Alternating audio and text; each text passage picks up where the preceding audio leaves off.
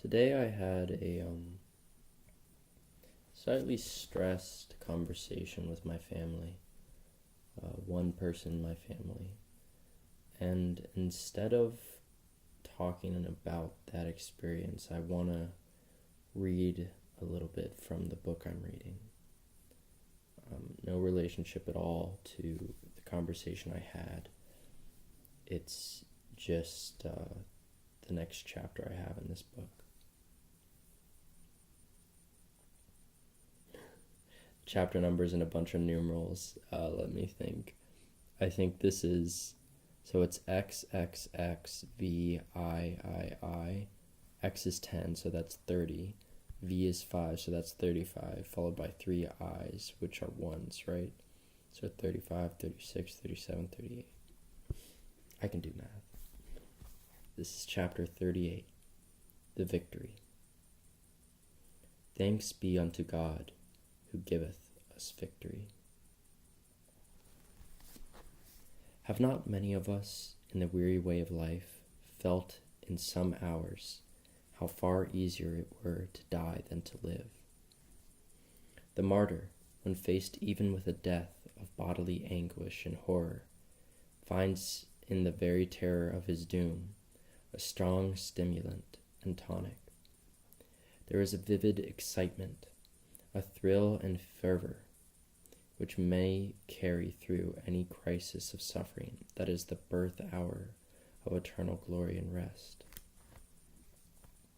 But to live, to wear on, day after day, of mean, bitter, low, harassing servitude, every nerve dampened and depressed, every power of feeling gradually smothered, this long and wasted heart martyrdom, this slow daily bleeding away of the inward life, drop by drop, hour after hour.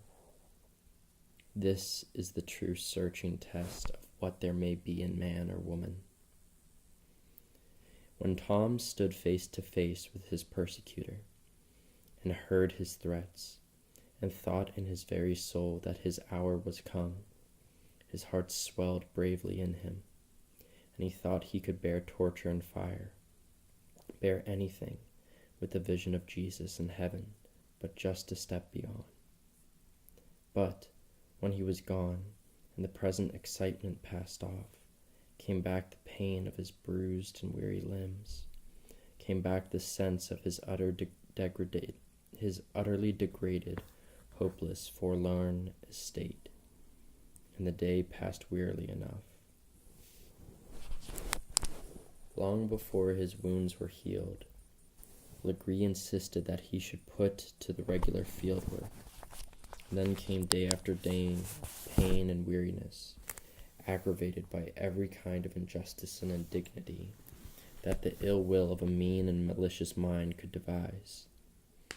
Whoever, in our circumstances, has made trial of pain, even with all the alleviations which, for us, usually attended, must know the irritation that comes with it. Tom no longer wondered at the habitual surliness of his associates. Nay, he found the placid, sunny temper which had been the habitude of his life, broken in on and sorely strained by the inroads of the same thing. He had flattered himself on the leisure to read his Bible, but there was no such thing as leisure there.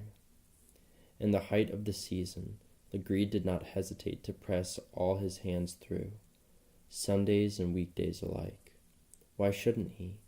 He made more cotton by it, and gained by his wager, and if it wore out a few more hands, he could buy better ones.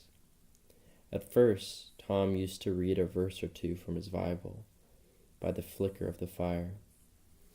After he had returned from his daily toil, but after the cruel treatment he received, he used to come home so exhausted that his head swam, and his eyes failed when he tried to read, and he was fain to stretch himself down with the others in utter exhaustion. It is strange that the religious peace and trust which had unborn him hitherto should give way to the tossings of soul and despondent darkness. The gloomiest problem of this mysterious life was constantly before his eyes. Souls crushed and ruined, evil triumphant, and God silent. It was weeks and months that Tom wrestled, in his soul, in darkness and sorrow. He thought of Miss Ophelia's letter to his Kentucky friends, and would pray earnestly that God would send him deliverance. And then he would watch, day after day, in the vague hope of seeing somebody sent to redeem him. And when nobody came, he would crush back into his soul bitter thoughts that it was vain to serve God, and that God had forgotten him. He sometimes saw Casey, and sometimes, when summoned to the house, caught a glimpse of the dejected form of Emmeline, but held very little communication with either. In fact, there was no time for him to commune with anybody. One evening, he was sitting in utter dejection and prostration by a few decaying brands, where his coarse supper was baking. He put a few bits of brushwood on the fire, and strove to raise the light, and then drew his worn Bible from his pocket. There were all the marked pages, which had thrilled his soul so often, words of patriarchs and seers, poets and sages, who from early time had spoken courage to man, voices from the great cloud of witnesses who ever surround us in the race of life. Had the word lost its power, or could the failing eye and weary sense no longer answer to the touch of that almighty inspiration? Heavily sighing, he put it in his pocket. The coarse laugh roused him. He looked up. Legree was standing opposite to him. "Well, old boy," he said, "you find your religion don't work, it seems. I thought I should get that through your wool at last." The cruel taunt was more than hunger and cold and nakedness. Tom was silent. "You were a fool," said Legree, "for I meant to do well by you when I bought you. You might have been better off than Sambo or Quimbo either, and had easy times. And instead of getting cut up and thrashed every day or two, you might have had liberty to lord it around, and cut up the other nick. And ye might have had, now and then, a good warming of whiskey punch. Come, Tom, don't you think you'd better be reasonable? Heave that our old pack of trash in the fire and join my church." "The Lord forbid," said Tom fervently. "You see, the Lord ain't gonna help you. If he had been, he wouldn't have let me get you. This here religion is all a mess of lying trumpery, Tom. I know all about it. You'd better hold to me. I'm somebody and can do something."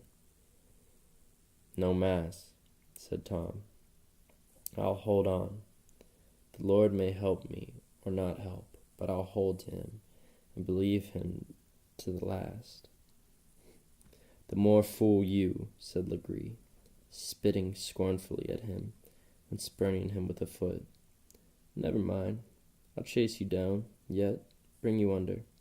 You'll see." And Legree turned away.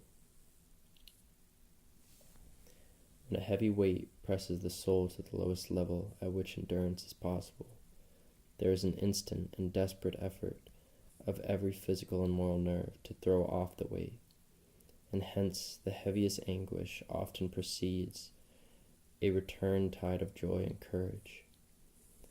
So was it now with Tom. The aesthetic taunts of his cruel master sunk his before dejected soul to the lowest ebb, and, though the hand of faith still held to the eternal rock, was with a numb, despairing grasp. Tom sat, like one stunned, at the fire. Suddenly, everything around him seemed to fade, and a vision rose before him of one crowned with thorns, buffeting and bleeding. Tom gazed in awe and wonder at the majestic patience of the face. The deep, pathetic eyes thrilled him to his inmost heart. His soul woke as, with floods of emotion, he stretched out his hands and fell upon his knees, when, gradually, the vision changed. The sharp thorns became ray of glory, and in splendor inconceivable, he saw that the same face bending compassionately towards him, and a voice said, "He that overcometh shall sit down with me on my throne, even as I also overcame, and am set down with my Father on his throne." How long Tom lay there, he knew not. When he came to himself, the fire was gone out. His clothes were wet with the chill and drenched dews. But the dread soul crisis was past, and in the joy that filled him, he no longer felt hunger, cold, degradation, disappointment, wretchedness. From his deepest soul, he that hour loosed and parted from every hope in life that now is, and offered his own will an unquestioning sacrifice to the infinite. Tom looked up to the silent, ever-living stars, types of the angelic hosts who ever looked down on man, and the solitude of the night rung with the triumphant words of a hymn, which he had sung often in happier days, but never with such feeling as now. The earth shall be dissolved like snow, the sun shall cease to shine, but God, who called me here below, shall be forever mine. And when this mortal life shall fail, and flesh the sense shall cease, I shall possess within the veil of life, of joy and peace. When we've been there 10,000 years, bright shining like the sun, we've no less days to sing God's praise than when it first begun. Those who have been familiar with the religious histories of the slave population know that relations like what we have narrated are very common among them. We heard some of their own lips, of a very touching and affecting character. The psychologist tells us of a state in which the affections and images of the mind become so dominant and overpowering that they press into their service the outward senses and make them give tangible shape to the inward imagining. Who shall measure what an all-pervading spirit may do with these capabilities of our mortality, or the ways in which he may encourage in desponding souls of the desolate? If the poor forgotten slaves believe that Jesus hath appeared and spoken to him, who shall contradict him? Did he not say that his mission in all ages was to bind up the broken-hearted and set at liberty them that are bruised? When the dim gray of dawn woke the slumberers to go forth to the field, there was among those tattered and shivering wretches one who walked with an exultant tread, for firmer than the ground he trode on was his strong faith in almighty, eternal love. Ah, Legri, try all your forces now. Utmost agony, woe, degradation, want, and loss of all things shall only hasten on the process by which he shall be made a king and a priest unto God.